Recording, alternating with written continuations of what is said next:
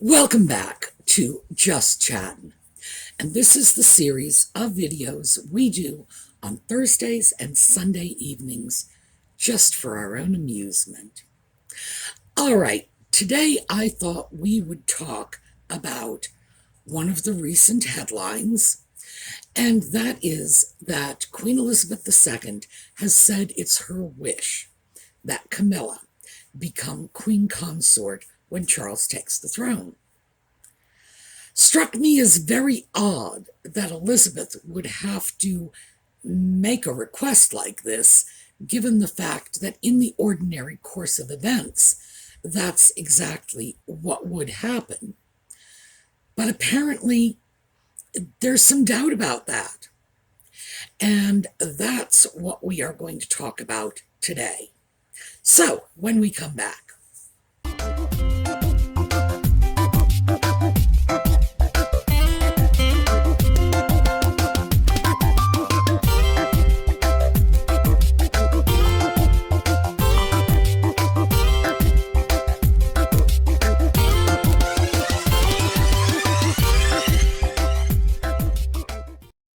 So before we get started, let's just indulge ourselves in the quick chuckle about what's going on in Montecito. Yes, it seems that Nutmeg and Ginger purchased their multi-million-dollar home downwind of a marshland bird sanctuary, and apparently the smell is atrocious. Now, I can relate on one hand because I live in an area of Pennsylvania that's surrounded by farmland. I can literally throw a rock from my home to two separate farms, and trust me, I throw like a girl. You know, you're not talking Babe Ruth here. I can barely throw my laundry into the hamper. Still, I can hit two separate farms. So, for 2 or 3 days out of the year, we end up with some unpleasant smells when they're manuring the fields. The smells last less than 24 hours, and as I say, it'll happen 2 or 3 times a year. It's not a big deal. You get over it. You might not like the smell of manure, but hey, it's part of nature. You get used to it. The trade-off is farms tend to be very good neighbors. You know, the corn never has wild parties on Friday night, and the rye doesn't have kids running around smoking cigarettes in your back alleyway. So, yeah, you get used to it. But apparently, the local denizens of Montecito don't much care for this. So, thought we would just enjoy the moment before we move on. Camilla as Queen Consort. I don't understand. Now, I throw this out to my friends from the UK, from the Commonwealth countries. What I'm hearing is that the objection, or let me say the ostensible objection, is Camilla shouldn't be Queen Consort because she was divorced. Seriously? Eleanor of Aquitaine was divorced. That didn't stop her from becoming Queen Consort. And Eleanor of Aquitaine, this was the most powerful woman in Europe in all of the Middle Ages. She was divorced. In fact, she was divorced from the King of France, and they had children. So she had been married to him for, was one of the Louis, I think, 15 years, 2 kids. Then she marries Henry II, comes over, has more kids, including Bad King John, one of the worst kings in British history, and Richard the Lionheart. I would put him at the second worst king in British history, but he is much loved for some reason that I do not understand, because he said that he would be very happy to sell all of England if he could just find somebody fool enough to buy it from him. So, yeah, why is he so beloved? I don't get it. I cannot accept the notion that being divorced, especially in the 21st century, would mean Camilla would be an inappropriate queen consort, especially in light of the history of Eleanor of Aquitaine, who was, I'm not going to put her up as one of the great English queens. Legend has it that she once signed herself off on a document as Eleanor by the wrath of God, Queen of England. So scary, definitely a force to be reckoned with. If it was okay for her, why would it not be okay for Camilla? I don't think that's the real reason. As I said, I think that's the ostensible reason. The real reason, I suspect, has a lot more to do with Diana. And that is how we have our Harry and Nutmeg connection here. Because we really need to talk about the difference between Diana, the real person, and Diana, this, quasi goddess that she's been elevated to. Now, Diana did some wonderful things. No one can take that away from her. She resonated with the people. She was loved. She has had what they used to call the common touch. People loved her. I don't like the common touch because that's an expression that it just smacks of, white man's burden. Diana got on with people. People loved her. She was obviously very charismatic. She also had some pretty serious problems. And we have been dealing nonstop with this rewritten hagiography of Diana that we get from Harry in particular. He adored his mother, which is good. It's wonderful. I'm glad there's someone in his family that he actually liked. But is that the reality? Well, heavens no. Was Camilla the cause of his parents' divorce? Certainly, it is alleged that Harry believes this. A lot of people do. That is not true. The cause of Charles and Diana's divorce was the fact that the marriage never should have taken place in the first place. So, quick recap on this. Why did they get married? Why, of all the people Charles could have married, was it probably the worst choice he could have made? Well, we have to go back to Louis Mountbatten. He was like the first Lord of Burma.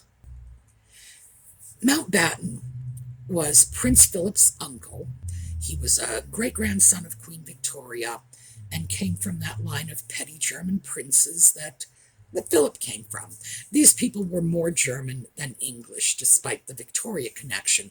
Remember, Victoria was more German than English, and her children were even more German than she was. Mountbatten was probably the most ambitious man ever known to the English-speaking world. And you notice I say that very carefully because that's a serious statement, but I believe it to be the absolute truth. He orchestrated the marriage between Philip and Elizabeth. That is well known. Everybody's aware of the fact that he did that. He wanted his family on the British throne. It's just that simple. Apparently, the situation with Philip wasn't quite enough. Mountbatten began currying favor with Charles when Charles was just a boy. Later in life, of course, they were very close. This was a relationship that Mountbatten actively nurtured and fostered.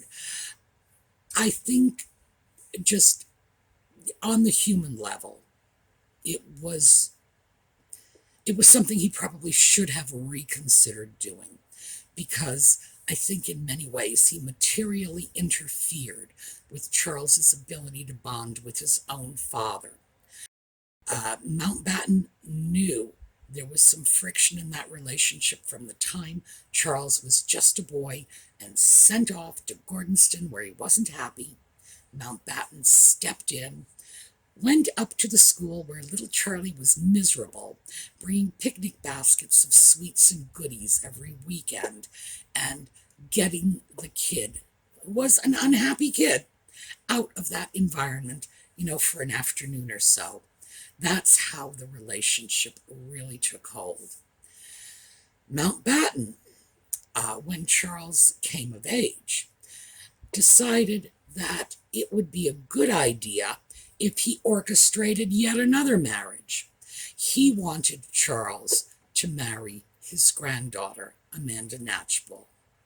Amanda Knatchbull, much to her credit, was not interested, walked away. Hallelujah. Charles, however, actually did go through the motions of opening a dialogue with Amanda's mother about this.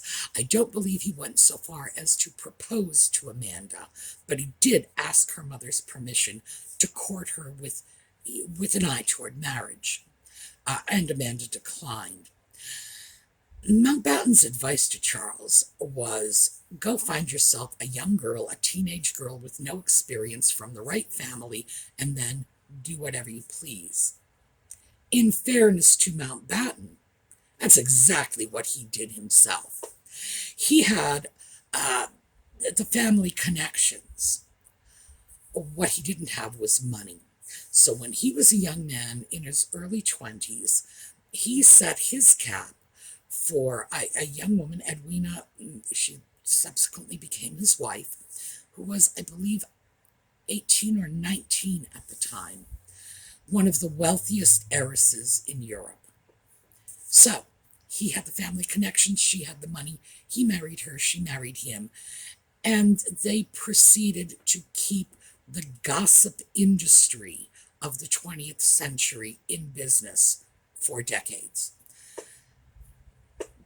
They both, Louis Mountbatten and Edwina, his wife, slept with anything that crossed their path. They did not divorce, so people say, oh, this was a successful marriage. No, it wasn't. This was a nightmare. This was two people who married for gain. Mountbatten, it was money. Edwina, it was the status of his royal connections, and stayed together because they were each getting what they wanted. Meanwhile, bedrooms had revolving doors. The idea that this was where Charles was getting his marital advice from is bizarre, to put it kindly. I have to wonder what Mountbatten thought he was doing. If he thought he was giving his great-nephew good advice, he wasn't happy himself. And we know this. He expressed that repeatedly. He was not a happy man in his marriage, but he was perfectly willing to put this off on his nephew. So, yeah, that was what Charles was prepped for. To go off, find some little piece of fluff, preferably Mountbatten's granddaughter, but that didn't work out. So Charles immediately flew off to the next socially appropriate little girl from the aristocracy, that Diana, teenager, just like Uncle Dickie wanted. Oh, I'm sorry, Dickie. Louis Mountbatten's nickname was Dickie, and that's how they all knew him. So, Uncle Dickie wants a little piece of fluff. He gets Diana, and of course they were miserable. Mountbatten and his wife were not happy. This would be, by anyone's standards, a disastrous marriage. The only thing is, as I say, they didn't divorce. People did not divorce casually in those days, and people very close to the royal family who wanted to stay very close to the royal family did not divorce. So, no, but the marriage was horrible. And Harry often talks about history repeating itself. Well, this was history repeating itself. This was Charles following Uncle Dicky's advice, ending up in the same sort of disastrous marriage Dicky ended up in. Because within 3 years, according to Diana, because she said as soon as Harry was born, the marriage was over. Well, she said by the time Harry was born, the marriage was over. It may well have been over, sometime during 1984 when she was still pregnant with Harry. Marriage was long over, didn't even last 3 years, although they stayed together and didn't divorce just yet. By the end of 1984, Diana was already involved with Barry Manicky. We've talked about Barry in another video. She claimed he was the love of her life. Well, she also claimed the British government killed him, but we'll get onto that in a moment. And then there was James Hewitt, and that was not even a year after Manicky. The marriage was irretrievably broken down by the middle of the 1980s. No question about that. So what does this have to do with Camilla? Well, Charles and Camilla had begun their relationship in the 1970s, and apparently the relationship ended. This is rumor, but it fits, so I'm going to throw it out there. It is alleged that Uncle Dicky, who was the first Lord of the Admiralty, or whatever the devil they call the Secretary of the Navy in the UK, made sure that Charles, who was attached to the Navy, was transferred far, far away from Camilla in 1973. Of course, to pave the way for a marriage between Charles and his granddaughter, Amanda. That, in fact, the rumor has it that Dicky was the one who separated them. Probably doesn't matter. In any case, Camilla Shand, as she was then, was probably not going to pass muster as a bride for the heir to the British throne. She was from a wealthy family, gentry, not aristocracy. She was just a little too low in the pecking order, and that was considered still a thing in those days. Not anymore, thank goodness, but, that would have hurt Camilla's chances considerably. It's not likely that she and Charles would have been able to marry. Who knows, though? If Charles had trenched in and said, "This is what I want," maybe he would have gotten it. After all, Princess Margaret had been able to marry a photographer who didn't even have as much of a background as Camilla did. They were allowed to do that, so Charles might have been able to pull it off. Whether or not he had the stomach for the fight he would have had to put up is another matter. Regardless, Camilla went off and married. Charles and Camilla apparently reconnected around 1980, and that is speculative. Again, that's palace gossip. Charles married Diana, 1981. By the middle of the 1980s, the marriage to Diana was history. At some point after this, and this is what Charles says, this is what Camilla says, no one can prove differently, so I say we take their word for it, because after all, they've been together forever. They really have no reason to lie about it. Apparently, at some point in the early 1990s, Charles and Camilla began discreetly seeing one another again. Diana was aware of this, but this was not the focus of her jealousy. The focus of Diana's jealousy was the governess, Alexandra Shan-Legberg, otherwise known as Tiggy. And it's very likely that in Diana's mind she could have reasoned this out a little better. Tiggy was born into the aristocracy, just as Diana was. Tiggy was a little lower. Diana was an earl's daughter. Tiggy was a little lower. She comes from barons, but there are a whole bunch of lords and ladies in her family tree as well. And she is certainly considered to be part of the aristocracy, although, like I say, step or two below Diana. Nevertheless, she was also everything Charles thought Diana was, everything Diana pretended to be. And in fairness to Diana, I have to say, at 19, we pretend to be all kinds of things. She probably didn't really know who she was, and probably did not intentionally deceive anyone about who she was. She was probably just a little confused. Diana was a city girl, a party girl. She wanted the nightlife. She wanted the dancing. Charles thought she was a country girl, that she wanted the horses and the hunting and the shooting and fishing in the stream and all.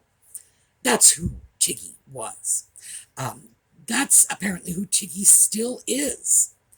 So it would be easy for Diana to view her as more of a threat. Also, as the nanny for the children after the separation, because Tiggy went to work for Charles in 93, there was another reason for jealousy. Tiggy had Diana's boys when they were with Charles.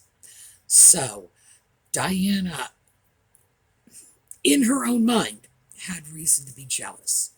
Let's pull out and take a look at it in her own mind, though. At this point, when we start looking at the early to mid-90s, Diana was hopelessly paranoid.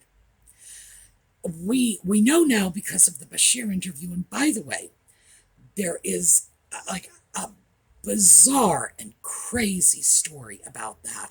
Most of us have heard bits and pieces. If you're interested in how that interview was manipulated out of Diana, how she was positioned, manipulated, tricked into producing that interview, we can do a video about that. Let me know in the comments, because boy, it's an interesting story. Okay, Diana's paranoia is where I left off before that digression. Diana was very paranoid at this point. There's no question about it. Diana openly said in the Bashir interview that people were talking about her being unstable. Yeah, well, she was. No two ways around it. Diana's mental health was hanging on by a thread. She came to believe that Charles was planning to have her killed, planning to dump Camilla, and run off with Tiggy the governess. Diana talked about too many people in the marriage. People assume it was Camilla. It was Tiggy. Tiggy was the one she believed broke up her marriage. Tiggy was the one she believed Charles was going to kill Diana to be with. Camilla basically has gotten a really, really bad rap. Wrong place, wrong time.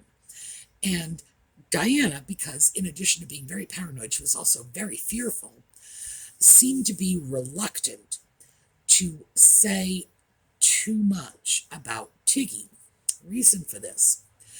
At one point, Diana became convinced, perhaps she had some reason she thought this was happening, could have been simply cooked up in the space between her own ears. She became convinced that Tiggy had become pregnant by Charles and had an abortion.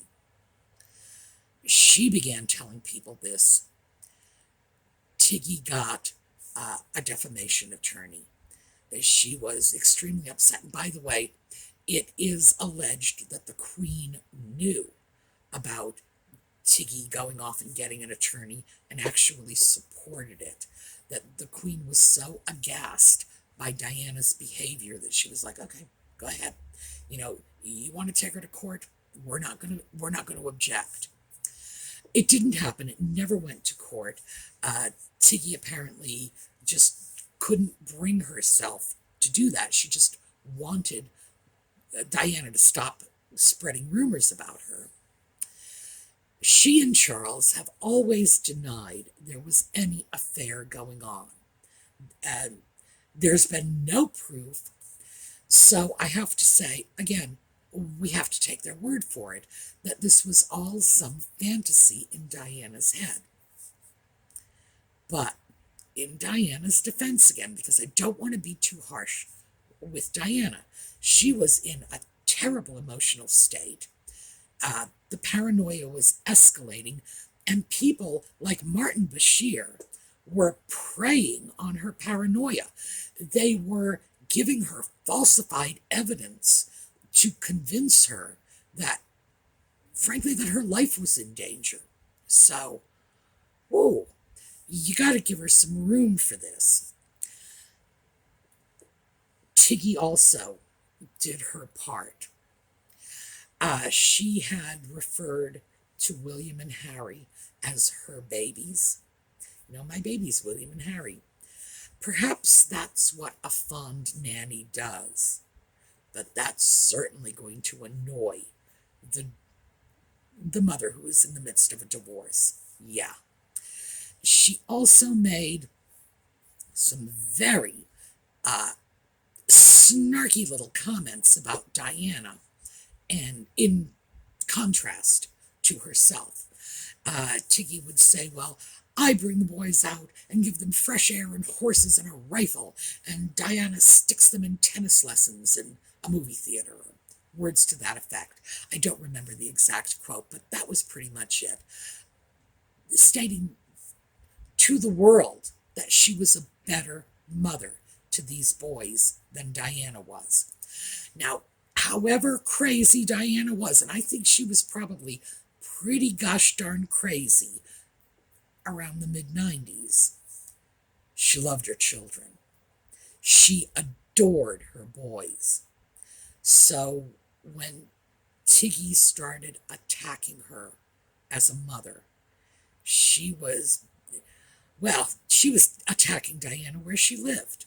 So of course Diana was going to fight back. She wasn't doing it openly, because she had gotten herself in trouble doing that. So she did it quietly. She did it behind the scenes. She would tell anybody who was interested that, yes, Charles was having an affair with Tiggy. Charles was going to kill Diana. Charles was going to dump Camilla. Charles was going to run off with Tiggy. That was Tiggy's plan, to take over Diana's role and Diana's children. Really sad, sad stuff. But when you look at this, Camilla was not part of it. Charles and Camilla's relationship, whatever it was, they say friendship, okay, fine. Maybe it was, maybe it wasn't. Again, why should we dispute it? Was discreet. Yes, there was that whole bizarre phone call, and I do remember that bizarre phone call that was recorded and spread to the press. Oh my. Yes. They couldn't always keep it discreet, but certainly they tried. The marriage was very much over.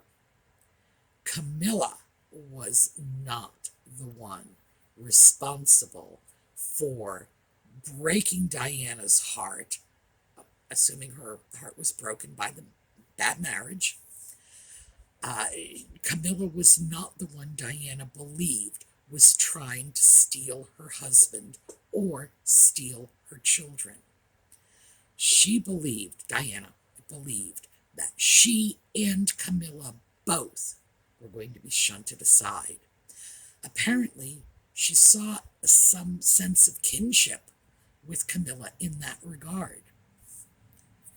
So, when people look at Camilla and say she was the cause of the destruction of the marriage, that it's somehow disloyal to Diana to accept Camilla as queen, no, no. At the time that Diana was dealing with the crisis, one must imagine that she would have considered anyone Charles would subsequently marry to be her enemy, including someone that he had met many years after the divorce, if that were how it worked out. One has to assume that. Any woman going through a divorce is going to feel that way. Would she feel that way today? If Diana were alive today, she'd be 60 years old, and I would have to hope that the period of mental illness would have passed, and she would have somehow gotten on with her own life, which she seemed well on her way to doing, and considered Charles free to do the same. One would hope. So, is Camilla getting a bad rap? Yeah, I think she is. Is Camilla the other woman Diana was worried about? No, she was not. The other woman was Tiggy, who apparently had no romantic relationship with Charles at all. So, neither one of them, neither Camilla nor Tiggy, deserved the bad rap they've gotten. Certainly, I would have to say that looking at it in the context that we see it now, because, as I say, Harry is constantly throwing Diana in everybody's face. She's like a bottle of salad dressing. The word salad comes out with a sprinkling of Diana on top. Bizarre.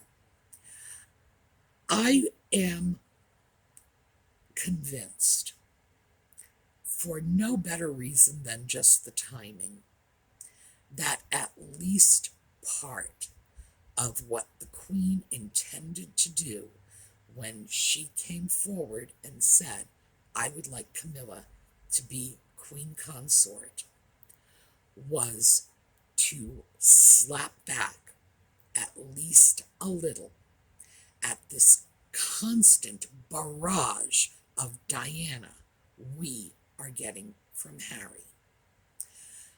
Remember, it's his whole history repeating itself mantra that has led him to sue the Queen's government in order to get the police protection, because history is repeating itself, because his mother was murdered in the streets. And again, we've talked about this. She was not killed by the paparazzi. Diana died because she got into a car with a drunk driver. She did not wear her seatbelt, and that drunk driver was going at twice the speed limit. 3 factors: drunk, speeding, no seatbelt. Any one of those 3 responsible for countless highway deaths every day of the week. You don't need to find a conspiracy. You don't need to find paparazzi to blame for this. We know why Diana died. If Harry were really all that concerned about the real cause of his mother's death, he would be crusading in favor of wearing your seatbelts and not drinking while you drive.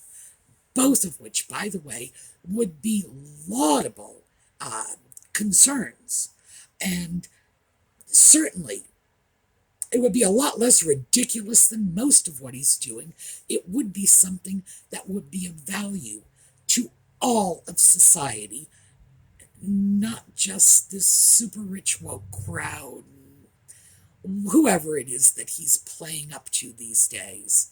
He could do some real good for real humans if he just put his time and energy into crusading against the true causes of his mother's death. He could, but he's not. And I personally believe that we're seeing a little bit of a slapback here, a little bit of a shut up with the history repeating itself, shut up with the Diana, Diana, Diana already. Can we just let the woman rest in peace? So, that's what I have for you today. Again, let me know if you want to hear the whole backstory on the Bashir interview, because that, as I say, that is a fascinating case. Meanwhile, go over, check out Keep NYC Mega Trash Free. Following up to the Sparkles, she has the new saga of Little Princess Cubic Zirconia. Again, wildly, wildly funny. So go over, check out those cartoons. I swear, they're killing me. It's like I pick up a cup of coffee and I set it on another table because I know if I watch those cartoons while I'm drinking coffee, I'll end up spitting it in my lap, and I don't want to do that. All right, we are going to do a little slideshow on our way out. Have a terrific day, and I will see you all next Thursday.